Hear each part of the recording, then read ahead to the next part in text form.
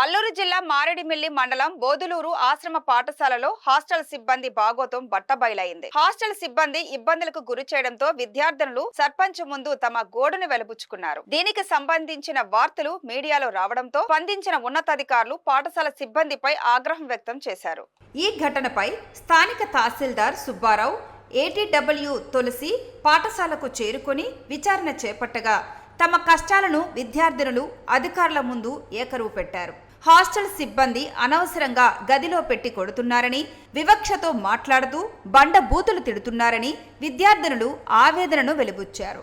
అనేక రకాలుగా ఇబ్బందులకు గురి చేస్తున్నారని కన్నీటి పర్యంతమయ్యారు. తామర వంటి అనారోగ్య సమస్యలకు మందులు ఇవ్వకుండా ఆ వంకతో దుర్భాషలాడుతూ చితకబాదుతున్నారని కన్నీళ్లు పెట్టుకున్నారు. తాము ప్రశాంతంగా చదువుకోవాలంటే వార్డెన్, నర్స్, హెచ్ఎంలను మార్చాలని విన్నవించుకున్నారు.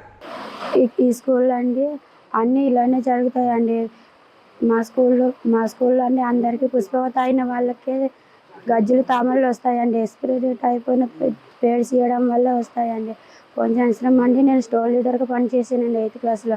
అప్పుడండి స్టోర్లో ఏం తక్కువైనా వాదమానంగా తిట్టేవాళ్ళండి. ఆయన కాము ఉండేవాళ్ళు. మీకు ఎక్కడ చెప్పుకుంటారు చెప్పుకోండి దిక్కున్న కాడ అని తిట్టేవాళ్ళండి. మాకేమో అండి గుంపెనగండి ముండలు అంటేనే తిడతారండి. అప్పుడండి ఒకసారి అక్క వాళ్ళు గోడలు దూకారండి.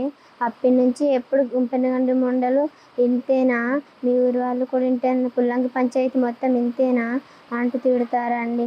మీ కొంపల్లో ఎలా ఉంటారు, ఇక్కడ ఉన్నట్టే కొంపల్లో కూడా ఇలాగే ఉంటారా అని తిట్టేవాళ్ళండి.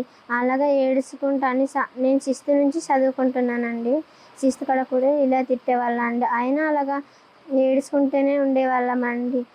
మొన్న కొట్టినప్పుడేమో చెప్పామండి, మాకు మళ్ళీ ఇలా ఉంచుకొని ఇంకెలా ఉంటున్నారు పిల్ల అని కూడా తిట్టారండి.